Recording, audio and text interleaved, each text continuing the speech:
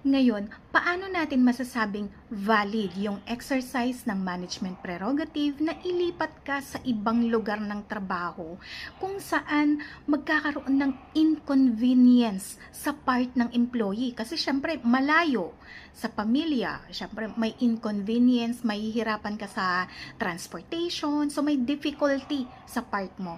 Pero alam nyo po, hindi lahat ng klase ng inconvenience sa part ni employee o kaya yung hirap o difficulty sa part ni employee ay ibig sabihin ay pwede mo na itong i-interpret as bad faith sa part ni employer. Hindi po. Kasi kasama ito sa saklaw ng kanyang management prerogative. Nagiging illegal lang ito kung mayroong bad faith and coupled with o may kasamang demotion. Demotion sa posisyon, demotion sa sahod. Ibig sabihin nabawasan yung sahod mo. Kaya nga, dun sa previous vlog ko, no, nabanggit ko na, sa mga security agency or sa mga agencies in particular, kasi may mga kliyente ang mga yan na provincial based, ganon. So, yung agencies nasa NCR, ililipat ka sa probinsya, babawasan yung sahod mo, that's illegal. Okay? Kasi po yung sahod, dapat hindi yun nababawasan. Kung probinsya ka naman, inilipat ka ng NCR, hindi pwedeng provincial rate ka.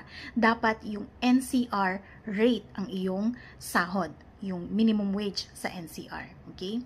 So, kung may bad faith sa transfer na may kasamang demotion sa sahod, okay, bawas sa sahod, magkakaroon na po ngayon ng constructive dismissal. Okay. Constructive dismissal kasi yung transfer ng empleyado ay against sa kanyang karapatan under the labor code.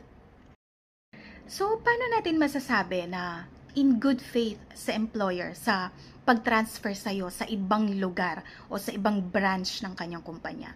Kapag yung decision po na ilipat kayo ay produkto ng sound business judgment, ibig sabihin, pinag-aralan ng employer mo yung qualification mo, ng mga empleyado, yung aptitude nila, yung skills applicable, and then kung meron talagang pangangailangan ng personnel doon sa branch na paglilipatan sa'yo.